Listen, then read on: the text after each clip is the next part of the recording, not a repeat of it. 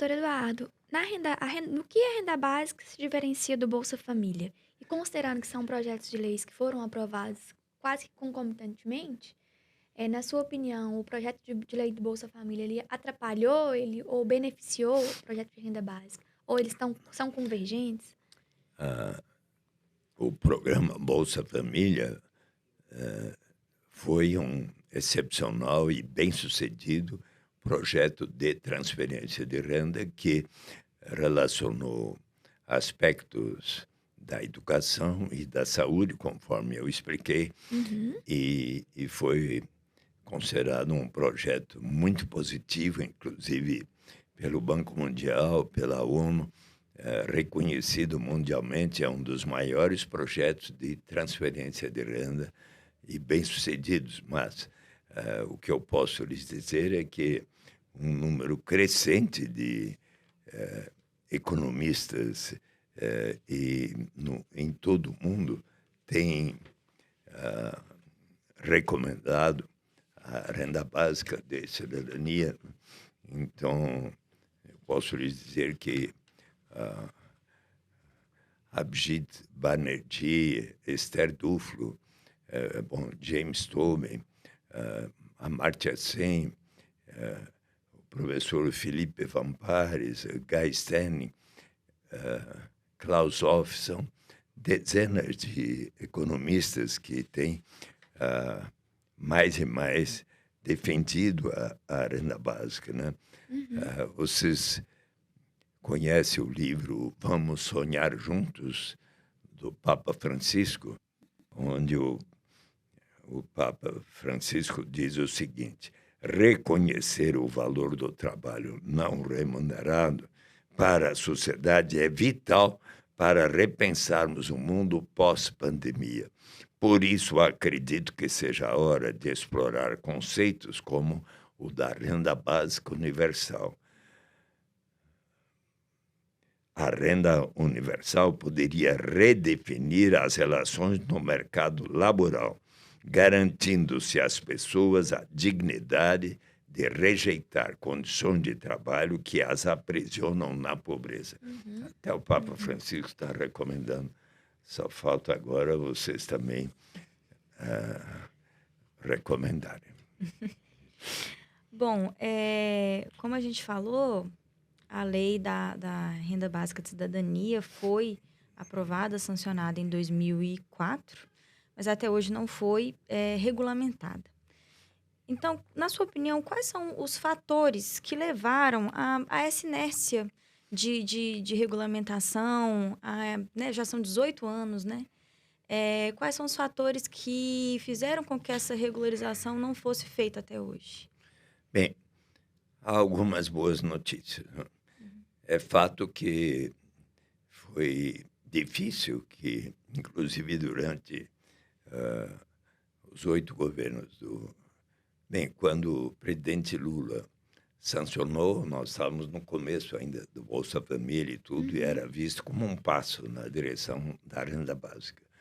Era lá por volta de maio de 2013, certo dia, eu e o professor Paul Singer fomos fazer uma palestra aqui na Secretaria da Receita Federal, um auditório para 600 pessoas, servidores da Receita Federal, muitos professores da rede pública de saúde.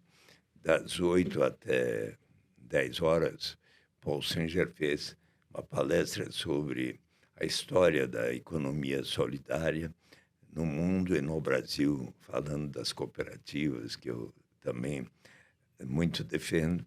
E daí ele disse: agora vocês vão ouvir o professor Eduardo Matarazzo Suplicy, senador, que vai lhes falar a respeito da renda básica de cidadania.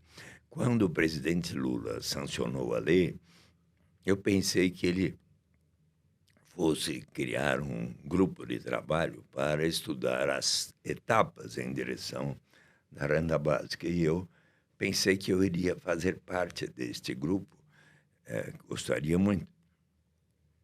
Quando ele disse isso, eu pensei, eu vou escrever, era 2013, né, uma carta para a presidenta Dilma sugerindo a constituição de um grupo de trabalho. E eu, então, insisti, escrevi mais de 30 cartas a ela, para que ela pudesse me receber, para que finalmente pudéssemos ter. E, às vezes eu até cheguei a conversar com os ministros, Aloysio Mercadante, Tereza Campelo, e eles tiveram assim alguma resistência. Puxa, mas isso vai custar muito, vai custar praticamente o orçamento da educação, mas da saúde e tal. E a presidenta Dilma finalmente me recebeu, mas ela já estava no Palácio do Alvorada aguardando a decisão que, infelizmente, foi para afastá-la do governo.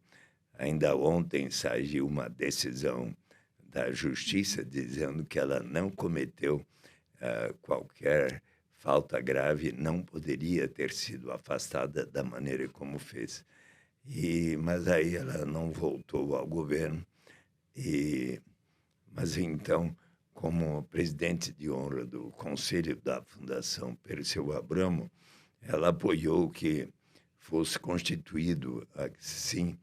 E nós temos agora temos algumas boas notícias. Primeiro, foi formada a Rede Brasileira da Renda Básica, que é presidida pelo Leandro Ferreira, e com muitos professores e tudo que têm estudado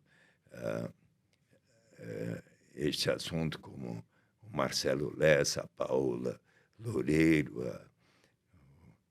e professores da Universidade Fluminense que estão acompanhando de perto a experiência de Maricá. E também foi formada em 2019 no Congresso Nacional por mais de 220 deputados federais e senadores a Frente Parlamentar Mista em Defesa da Renda Básica de Cidadania, primeiramente presidida pelo João Henrique Campos, que foi eleito prefeito de Recife e desde janeiro deste ano, então, eleito em 2020, então, desde 2021, a presidenta da Frente Parlamentar em Defesa da Renda Básica é a deputada Tabata Amaral. Então, essas duas entidades estão como que estudando como realizar, implementar a renda básica, e eu tenho procurado muito colaborar. E em que medida isso será possível? Podemos primeiro examinar que há estudos do IPEA, por exemplo, em 2011, economistas do IPEA como fizeram um estudo publicado em dezembro de 2011, pelo qual examinam o Bolsa Família, o programa, o Salário Família e o desconto de imposto de renda permitido às pessoas de maior renda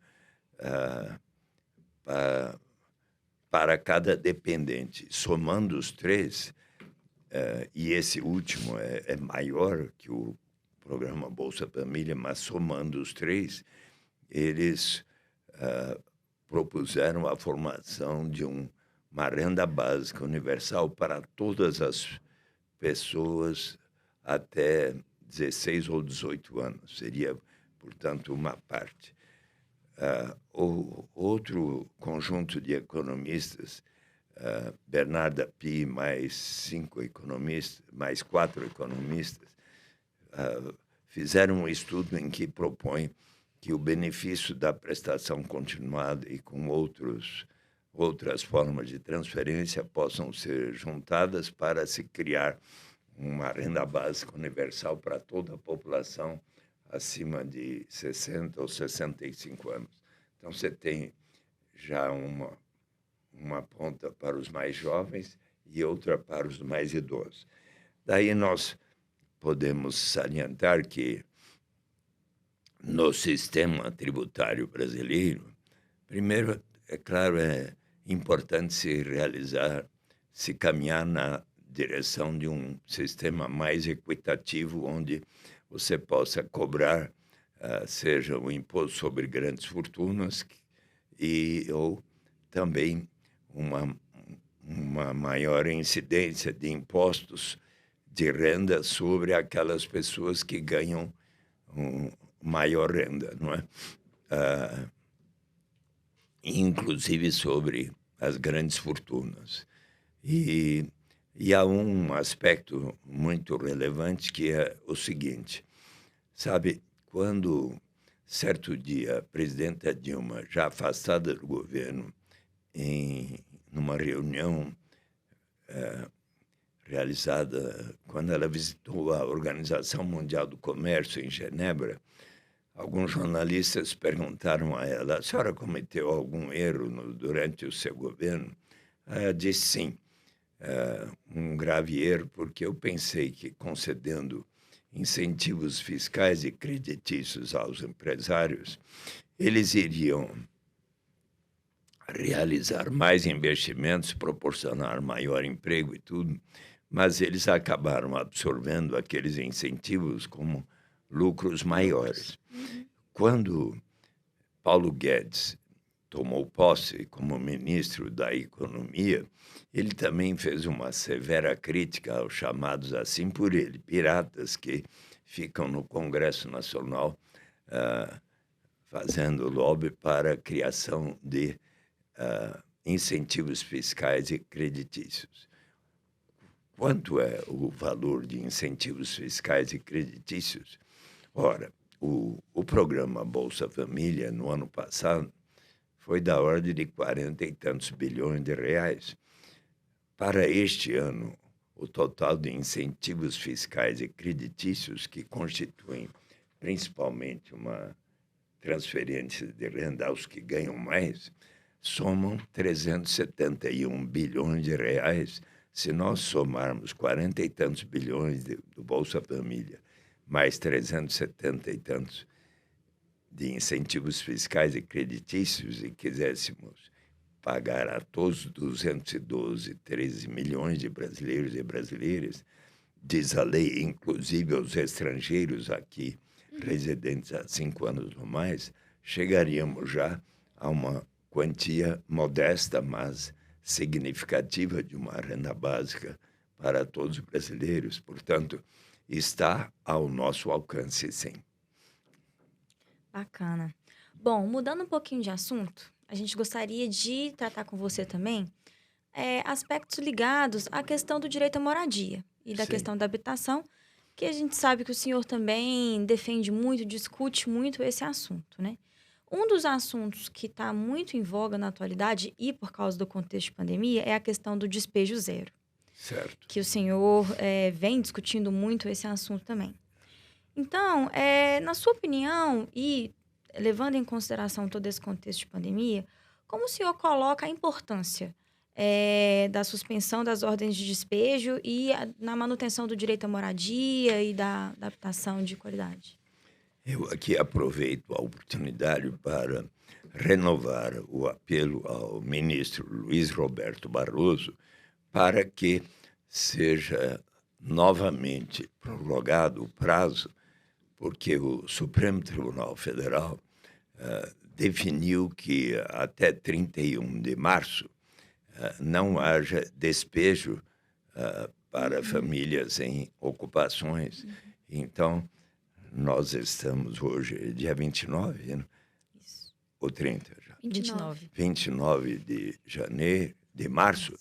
Então, a partir do... Então, eu aqui faço um apelo aos ministros, especialmente ao ministro Luiz Roberto Barroso, que prorrogue o tempo de despejo zero para que não haja despejo em ocupações de famílias carentes que não encontram agora uma alternativa de moradia adequada e estão ocupando, muitas vezes, edifícios vazios que estavam vazios sem utilidade social e, e especialmente porque a proibição de realizar despejos decorreu em função da pandemia do coronavírus e ela ainda não terminou portanto, é de bom senso que o Supremo Tribunal Federal, especialmente o ministro Luiz Roberto Barroso, que foi um dos responsáveis por ter feito já uma primeira prorrogação até 31 de março, que possa prorrogar esta decisão para não haver despejos das ocupações até que efetivamente se extinga a pandemia do coronavírus. Ademais, acho importante também que venhamos a ter condições mais adequadas, sobretudo para as famílias mais carentes poderem ter a possibilidade de aquisição de unidades habitacionais, modestas que sejam, na chamada faixa 1, mas com possibilidades mais à altura do que eles podem pagar. Então, eu acho que é importante que o governo federal, estadual e municipal façam uma união de esforços para prover maiores facilidades para as famílias carentes poderem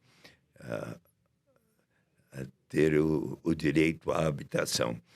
E, obviamente, a instituição da renda básica de cidadania vai ajudar muito as famílias na medida em que elas tiverem o direito a obterem uma renda e que venha a facilitar seja a alimentação, a educação, o atendimento de saúde e ao direito à moradia também. E então é um conjunto de medidas que precisam ser tomadas. Eu gostaria de lhes transmitir que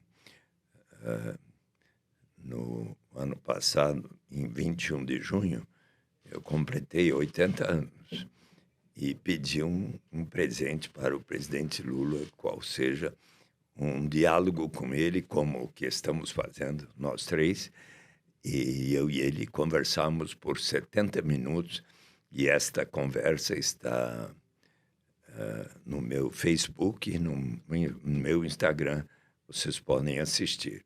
Nesta conversa, eu digo ao presidente Lula que eu vou apoiá-lo para ser eleito novamente presidente. E ele me diz, vocês podem conferir, que ele vai regulamentar e aplicar a lei que institui a renda básica de cidadania até chegar à universalidade e incondicionalidade, porque ele compreendeu muito bem, e eu posso depois lhes mandar, porque existe a transcrição deste diálogo e que vai constar, porque a 7ª edição do meu livro, Renda de Cidadania, a saída pela porta, posso perguntar, quando vocês saíram de casa da última vez, como aconteceu? Pela porta. Pela porta, não pela janela, né? Sim. Vocês sabem que os fundamentos da proposta da renda básica vêm de muito longe, desde o início da história da humanidade. Só. E, se quiser, eu posso falar um pouquinho desses fundamentos, mas só completando. Então, o presidente Lula diz que, uma vez eleito, ele vai regulamentar, e isso está lá. E, inclusive, a transcrição deste diálogo vai estar na 8ª edição do meu livro Renda de Cidadania, a saída pela porta, que vai ser publicada, segundo a Corte Editora, em agosto próximo. Bom, a gente já falou aqui um pouquinho sobre a questão de como a renda básica afeta a questão habitacional, né? E a gente gostaria de te perguntar agora, fazendo um paralelo com o cargo que o senhor exerce como vereador da cidade de São Paulo, o senhor falou brevemente aí da questão das ocupações, né? E em São Paulo, isso é muito latente, né? Existem muitos prédios no centro da cidade que estão ocupados por pessoas de baixa renda, pessoas vulneráveis. E existem muitos debates, né? Inclusive na seara dos direitos humanos, Sim. sobre essa questão das ocupações. Vão desde do direito à moradia até as questões de habitabilidade, inclusive de segurança da habitabilidade, né? Então, na sua opinião, essas ocupações elas são uma alternativa legítima de se efetivar a função social da propriedade e do acesso à cidade? Bem, eu acho que o poder público pode perfeitamente ah, fazer um levantamento das áreas de edifícios e edificações as mais diversas que estão desocupadas e verificar da possibilidade de utilizá-las para habitação, às vezes precisando até uma reforma dos edifícios e tal, mas eu acho que pode haver uma maior atenção do poder público municipal com o estadual e até federal para que há muitos edifícios públicos, inclusive de organismos federais e estaduais, que nem sempre estão com uma devida finalidade social ocupados e poderiam ser objeto, dada esse aumento tão grande, porque todos nós aqui que residimos em São Paulo temos observado um aumento considerável, visível, em praticamente toda a região de São Paulo, seja no bairro em que aqui estamos, perto do centro, aqui a Praça Roosevelt, também já cheia de barracos, mas é na Praça Princesa Isabel, é na Praça da Sé, no pátio do colégio, e nos bairros mais distantes, o número de barracas de lona e formas de moradores de rua estarem se instalando tem aumentado muito. Então, é preciso um esforço muito grande para reverter isto, e eu acho que é de responsabilidade de todos nós. A mim, como vereador, eu tenho procurado ver isso e também nas últimas semanas, né? Mas também há tempo eu venho acompanhando o que se passa lá na Cracolândia. O governo municipal e estadual estão fazendo ações para remover as pessoas que estavam mais lá na região da Rua Helvécia, com Alameda Dino Bueno, mas aí transferiram as pessoas para a Praça Princesa Isabel e daí talvez indo para outros lugares, e é preciso uma solução mais adequada. Quando do governo Fernando Haddad havia o programa de Braços Abertos, que foi substituído pelo programa Redenção, mas que não teve o mesmo sucesso como o Braços Abertos tinha desenvolvido, não é? Então, nós precisamos ter muita atenção para com a forma de financiamento mais adequado para que estas famílias mais carentes possam ter o acesso à sua moradia. Doutor Eduardo, o senhor lançou recentemente um livro intitulado Um Jeito de Fazer Política, que a gente está com ele aqui, E aí o senhor conta um pouco da história da carreira pública, né? E a gente queria ouvir de você quais foram os maiores desafios já vividos nessa longa estrada de carreira pública na política que o senhor já enfrentou, ou quais os maiores feitos que o senhor gosta de falar pra gente um pouco. Bem, quando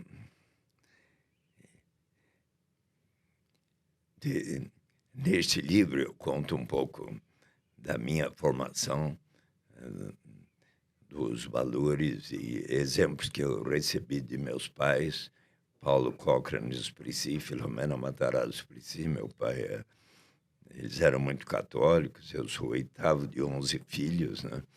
E morávamos numa residência muito boa, na Alameda Casabranca, com a Alameda Santos, e tinha lugar ali, um jardim, tinha piscina, tinha para esporte, para andar de bicicleta, e também morava junto ao Parque Siqueira Campos, que é tão bom parque, e o outro, Alexandre de Gusmão, onde joguei futebol muitas vezes com as pessoas do bairro e tudo.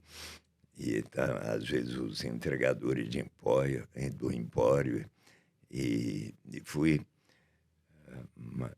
e recebi de meus pais a preocupação de que sempre deveríamos nos manter unidos, solidários e fraternos, mas que estes valores deveriam também servir para além dos muros da nossa casa. Meu pai costumava receber muitas pessoas com necessidades, e às vezes eu o acompanhava até o portão e ele me dizia: olha, filho, mais importante que qualquer auxílio que você dê a essa pessoa é você poder ouvir a sua história. E eu guardei isso e digo aos que trabalham comigo: qualquer pessoa que chegue aqui pode ser um empresário, um senador, um governador ou um morador de rua, precisamos ouvi-lo com atenção e coisas assim. Eu também, na minha infância e adolescência, eu estudei no colégio, na escola Nossa Senhora das Graças, depois no Colégio São Luís, desde a admissão até o científico, né? E fui despertando para muitas coisas que aconteciam comigo, né? Certo dia, por exemplo, acho que tinha uns 10 anos de idade, morando em meu quarto em frente ao Parque Siqueira Campos, lá por volta da meia-noite, eu ia ver o que era mulheres levando borrachadas de policiais que as colocavam até o distrito policial para ficar lá 3, 4 dias, e daí estavam lá de volta vendendo seu corpo. Uhum. Coisas que fizeram me pensar muito. E quando, na adolescência, eu comecei a me interessar sobre o que era o desenvolvimento do mercado comum europeu, do capitalismo, do socialismo, do comunismo, do marxismo, o que era tudo. Aos 21 anos, eu pedi a meus pais que pudesse parar de estudar. Tinha completado o 2º ano na Fundação Getúlio Vargas, Escola de Administração de Empresas. Eu queria visitar a Europa Ocidental e Oriental para ver um pouco do que era o mercado comum europeu, mas também a Rússia, a Tchecoslováquia, a Hungria, a Polônia, a Iugoslávia, Bulgária, e a França, a Inglaterra, a França, a Suíça, a Áustria e a Alemanha Oriental, Ocidental. Vi o Muro de Berlim. E depois de um semestre de viagem, cheguei à conclusão que era possível, sim, ajudar o Brasil a construir uma nação mais justa, mas que era importante fazê-lo por meios da democracia, por meios pacíficos e não pela violência. E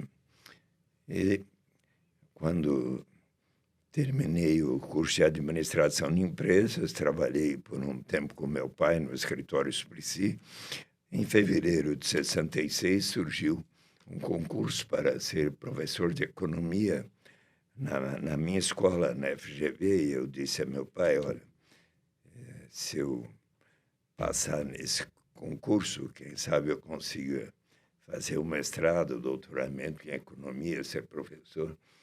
Olha, filho, veja bem o que você quer, porque ser professor talvez não lhe dê o padrão de vida que você está acostumado, mas se for o que vai lhe deixar feliz, eu vou procurar lhe apoiar. E assim, passei no concurso em agosto de 66, fui para Michigan State University, fiz um mestrado, aí depois de 2 anos voltei para que a Marta pudesse completar também o seu bacharelado em psicologia, daí voltamos, fiz o doutoramento e 15 meses também na Universidade de Stanford, que me deu uma scholarship, e daí, em 73, a partir de agosto, me tornei professor tempo integral na GV, daí começaram a haver solicitações à última hora, depois a revista Visão e daí a Folha me convidaram para escrever, ser editor de economia na Visão, escrever artigos de política econômica. Passei a escrever 3, 4 artigos por semana na Folha. Aí, quando chegou 76, um grupo de amigos ajudou a eleição do Flávio Flores da Cunha Biarrembá para vereador. E eu participei um dia comemorando a sua vitória numa pizzaria em Moema. Vieram à minha mesa e disseram, olha, nós estamos pensando quem é que pode ser candidato na próxima eleição, em 78.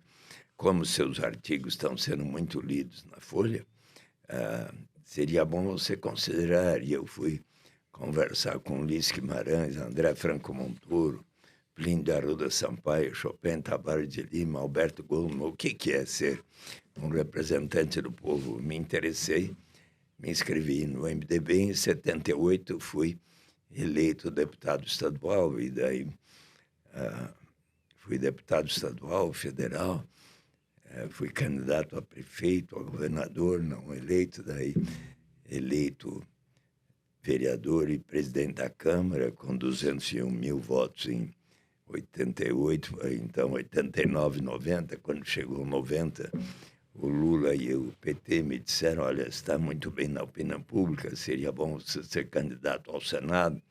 Fui eleito o primeiro senador pelo PT na história, e daí mais 2 vezes eleito, 24 anos, e daí em 2014 perdi a eleição, mas fui honrado pelo prefeito Fernando Haddad para ser o secretário de Direitos Humanos, e lá desenvolvi uma série de projetos. E quando chegou março de 2016, eu perguntei ao Fernando, olha, você prefere que eu fique até dezembro como secretário? Ele era candidato à reeleição, ou que eu seja candidato a vereador. Daí ele e o PT acharam que eu poderia ser candidato a vereador. Eu deixei a secretaria e tive como vereador 301 mil votos, a maior votação para um vereador na história de São Paulo e do Brasil. Daí, em 2018, fui novamente candidato ao Senado, mas aí uma enxurrada de fake news prejudicaram-me um pouco. Mas, novamente, em 2020, fui eleito com 167 mil votos, aumentou o número de candidatos bastante, mas fui, assim, ainda o mais votado de São Paulo e do Brasil como vereador. E agora estamos aí numa decisão a tomar. Na próxima semana, provavelmente, eu terei um diálogo com o presidente Lula e o Fernando Haddad para debater o que será melhor para o Brasil, né?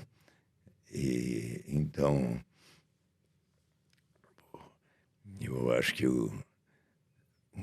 as alternativas são: posso continuar vereador até 2024 e continuar essa batalha pela implementação da renda básica Uhum. e com toda energia e força.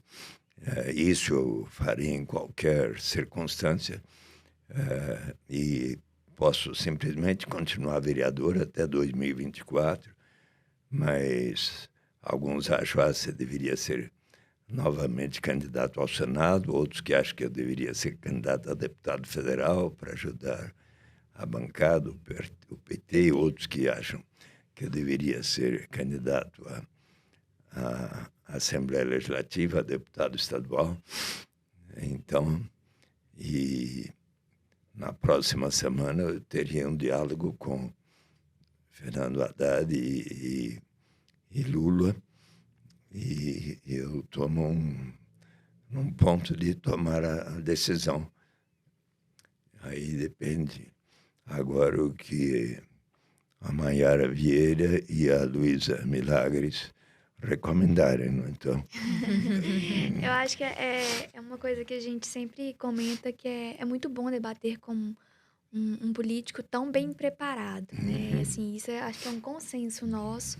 E o prazer de estar aqui. Então, qualquer que for a sua tomada de decisão, estaremos bem representados, né? Em especial as políticas que tratamos aqui hoje, né? As que pessoas bom. que mais necessitam.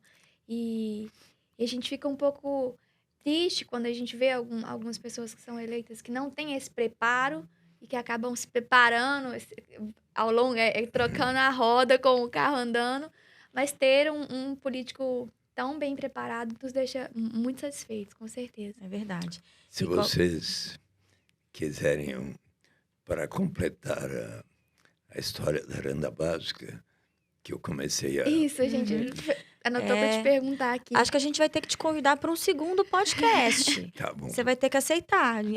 eu aceito, mas se quiser eu faço a introdução agora, Sim, por Por favor. favor. porque é interessante observar que os fundamentos da renda básica acompanham a história da humanidade. O mestre Confúcio, 520 anos antes de Cristo, observou que a incerteza é ainda pior do que a pobreza e pode alguém sair de casa senão pela porta. Eis a razão do nome do meu livro. É uma questão de bom senso. Se formos a 300 anos antes de Cristo, encontrarmos Aristóteles no livro Política, ele diz que política é a ciência de como alcançar o bem comum, uma vida justa para todos. Para isso é necessário a justiça política, que torna mais iguais aos desiguais. Se formos a notar qual é a palavra mais citada no Antigo Testamento, na Bíblia Sagrada, me ensinou o rabino Henry Sobel, é tzedakah, que em hebraico significa justiça social, justiça na sociedade. Então, no livro do Êxodo, dos provérbios de Davi, de Esaú, de Deuteronômio, sempre está a palavra tzedakah. Então, não é à toa que o MST, nos seus simpósios, muitas vezes começa pela leitura do Êxodo, para lembrar da luta pela terra prometida, pela reforma agrária, por justiça na sociedade. Se formos ao Novo Testamento, nos Atos dos Apóstolos, está que eles venderam os seus bens, passaram a viver em comunidade, de tal maneira a prover a cada um de acordo com as suas necessidades. Nas parábolas de Jesus, como do Senhor da Vinha, ele diz que o Senhor da Vinha contratou inúmeros trabalhadores ao longo da jornada, na primeira, na segunda, até a última hora do dia.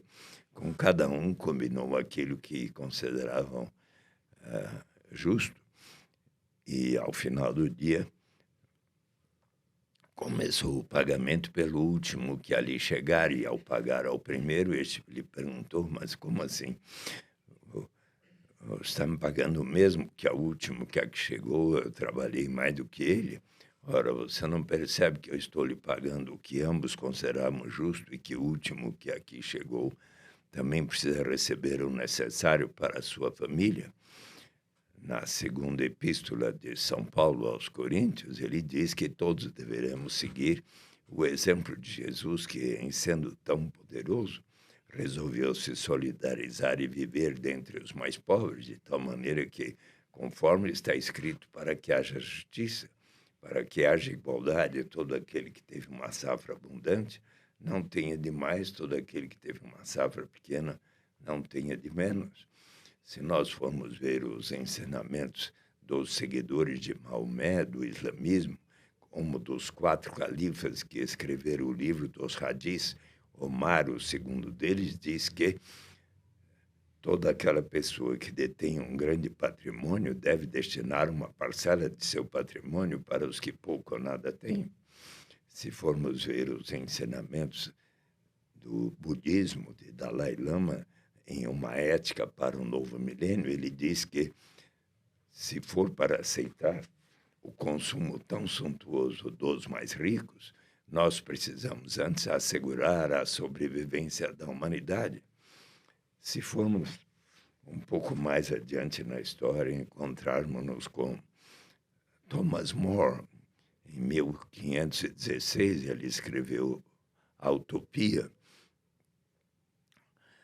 E em A Utopia, no livro primeiro, há o diálogo do cardeal Borton com pessoas sobre a pena de morte, que é instituída na Inglaterra no início dos anos do século XVI, não havia colaborado para diminuir a criminalidade violenta, os assaltos, os roubos, os assassinatos. Então, o viajante português Rafael Itlodeu significa em grego um contador de histórias, observa que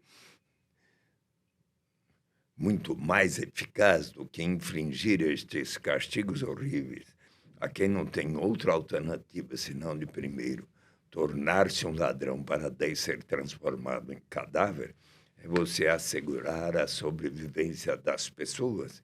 E, com base nesta reflexão, um amigo de Thomas More escreveu, Juan Luís Vives, para o prefeito da cidade flamenga de Bruges, um tratado de subvenção aos pobres, onde pela primeira vez propõe a garantia da renda para os habitantes de Bruges. Por esta razão, Thomas More é considerado um dos pensadores que melhor fundamentou o direito à renda básica. Vocês sabem que, certo dia, falando para os seus ministros, o presidente Bolsonaro disse que queria distribuir armas para todo o povo brasileiro. Vocês têm armas em casa, não? Não, Deus é Eu mais. também não. Quando eu era menino, meu pai costumava dizer, olha, nós nunca vamos ter armas em casa. Eu conheço pessoas, até na família, que tinham armas em casa. Um dia os meninos foram brincar e um matou o primo. Então, eu nunca terei armas em casa e falo isso para meus filhos e netos. Se nós formos um pouco mais adiante na história, encontrarmos Thomas Paine, o grande ideólogo das revoluções americana e francesa, em 1795, ele escreveu Justiça Agrária, que está aqui em 20 páginas no meu livro Renda de Cidadania, onde ele diz que a pobreza é algo que tem a ver com a civilização e a instituição da propriedade privada, pois ali na América, onde ele tinha estado antes da independência, não enxergara tamanha destituição e pobreza quanto nas vilas e cidades europeias de então. Por que razão? Porque lá a propriedade era comum dentre os índios, mas ele considerava de bom senso que uma pessoa que cultive a terra, realize benfeitorias na terra, possa usufruir do seu trabalho na sua propriedade. Mas era o seu plano que toda pessoa que assim o fizesse pudesse ter o direito de receber a sua renda, mas deveria transferir uma parte de seu rendimento para um fundo que a todos pertenceria, e deste fundo, uma vez acumulado, se pagaria a cada pessoa residente naquele país, e essa era uma proposta para todos os países, ele ressalta, se pagaria tanto um capital básico quanto uma renda básica como um direito inalienável de todos partilharem da riqueza da nação. Mais adiante, bom, vocês sabem que em 1848, Karl Marx com Friedrich Engels escreveram o Manifesto Comunista, e daí Karl Marx escreveu os volumes de O Capital, e mais tarde, em 1875, escreveu a Crítica ao Programa de Gotha. E então, neste livro, ele diz que numa sociedade mais amadurecida, os seres humanos vão se portar de tal maneira a poder se inscrever como lema da sua sociedade 12 palavras em inglês que o grande economista John Kenneth Galbraith observou que tiveram um efeito ainda mais revolucionário do que os volumes de O Capital, from each according to his capacity, to each according to his needs, de cada um de acordo com a sua capacidade, a cada um de acordo com as suas necessidades. Quando certo dia eu expliquei a garantia de uma renda ao longo da história para as comunidades eclesiais de base na Conferência Nacional dos Bispos do Brasil, então presidida pelo saudoso Dom Luciano Mendes de Almeida, quando eu falei no Karl Marx, ele disse no final: olha, Eduardo, você não precisa aceitar o Karl Marx para defender a sua proposta, porque ela é muito melhor defendida por São Paulo na segunda epístola aos Coríntios. Então, eu passei a ler aquela epístola, achei tão bela, e sempre cito Karl Marx e São Paulo. Aí podemos seguir um pouco mais adiante na história, encontrar Bertrand Russell, em 1918, em Os Caminhos para a Liberdade, onde ele faz uma reflexão sobre o socialismo, o fascismo, o nazismo, o sindicalismo, e chega à conclusão: o meu plano é exatamente esse, que cada pessoa deve ter o necessário para a sua sobrevivência, e daí para frente cada um vai conseguir aquilo que obtiver por seu talento, esforço, capacidade e criatividade, mas a ninguém deve ser negado o mínimo para a sua sobrevivência. E daí para frente, no mais largo espectro de economistas, e muitos laureados com o Prêmio Nobel, desde Milton Friedman, como John Kenneth Galbraith, como James Tobin, Paul Samuelson,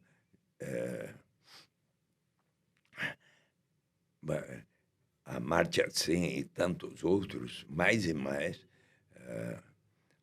Abhijit Banerjee, Esther Duflo, mais e mais economistas têm defendido a renda básica universal como uma solução agora abraçada também pelo querido Papa Francisco. Então, eu acho que vale a pena essa proposta. Eu quero muito vê-la implantada no Brasil e vou dedicar todo o meu esforço para que isso aconteça o mais breve possível. Uhum. Bom, nada mais é do que a implementação do próprio princípio da igualdade, né? Certo. Tratar os iguais igualmente, os desiguais desigualmente na medida de sua desigualdade. Né? E proporcionando dignidade e liberdade real para todos. Sim, isso mesmo. Com um princípio de maior igualdade, para colocar em prática os princípios de justiça definidos por John Rawls em uma teoria da justiça. Os princípios são de igual liberdade, de diferença e de igualdade de oportunidades. De igual liberdade, que diz que toda pessoa precisa ter um conjunto de liberdades básicas fundamentais, como as que estão no artigo 5º, em 78 incisos da Constituição, ou na Declaração Universal dos Direitos Humanos, que precisa ser estendida a todos na sociedade. O princípio da diferença, que diz que qualquer diferença socioeconômica que, porventura, exista na sociedade, só se justifica se for em benefício dos que menos têm e de maneira a proporcionar igualdade de oportunidades a todos na sociedade. Como explicar o princípio da diferença? Suponhamos que constituamos um bom time de futebol, de basquete, de vôlei, mas nesse time temos craques excepcionais como Pelé, Garrincha, Neymar, Marta, Hortência e outras.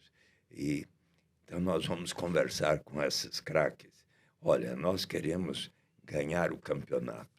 Como vocês jogam excepcionalmente bem, então nós vamos lhes proporcionar uma remuneração melhor que a nossa, que também jogamos, mas não tão bem. E, de tal maneira, chegamos a uma diferença, mas que é em benefício de nós, que não jogamos tão bem quanto aqueles craques excepcionais. Assim eu ilustro o princípio da diferença. E, justamente, no seu livro, John Rawls, ele diz que, então, para bem aplicar esse princípio, seria bom a garantia de uma renda através de um imposto de renda negativo. Mas o professor Felipe Van Pares, no seu livro Real Freedom for All, What If Anything Can Justify Capitalism, e neste outro livro, escrito com seu colega Yannick van der Born, da Universidade Católica de Louvain, Renda Básica, uma proposta radical para uma sociedade livre, uma economia sã, que tem com o meu prefácio, que é da Cortez Editora. Neste livro ele explica que melhor ainda para a boa aplicação daqueles princípios de justiça de John Rawls, que o imposto de renda negativo será a renda básica universal e incondicional para todos e todas, especialmente as mulheres. É isso aí. Bom, doutor Eduardo, a gente, finalizando aqui nossa entrevista, eu gostaria de te agradecer imensamente. Nós, da Fundação Israel Pinheiro, e eu em particular, eu admiro muito a sua trajetória, a sua carreira, seu trabalho. Para a gente foi, assim, um imenso prazer te escutar. Foi uma aula que o senhor deu para a gente aula aqui. de história, de política, de vida. Exatamente. Então, assim, escutar o senhor falar para a gente é um grande prazer. Qualquer seja a decisão política que o senhor tomar, a gente estará acompanhando e escutando o que o senhor tem a dizer novamente. Passo a palavra para a Maiara. Bom, ficamos por aqui. Encerramos esse podcast de hoje, que foi extremamente engrandecedor, né? A gente teve uma aula de história, uma aula de vida, uma aula política com o Dr. Eduardo Suplicy. A Fundação Israel Pinheiro está nas redes sociais, está em Brasília, no espaço Israel Pinheiro, na Praça dos Três Poderes. Estamos no Museu Casa de João Israel Pinheiro. E passo a palavra agora para o nosso convidado, Dr. Eduardo Suplicy, para que ele faça suas palavras finais, para que a gente feche o programa de hoje. Muitíssimo obrigado. Maiara e Luísa, foi uma satisfação para mim, e eu acho que nós podemos caminhar em direção a esse Brasil e um planeta Terra mais justo. Precisamos hoje muito pensar em como persuadir aqueles que lá na Rússia, na Ucrânia, estão realizando essa guerra que não faz sentido.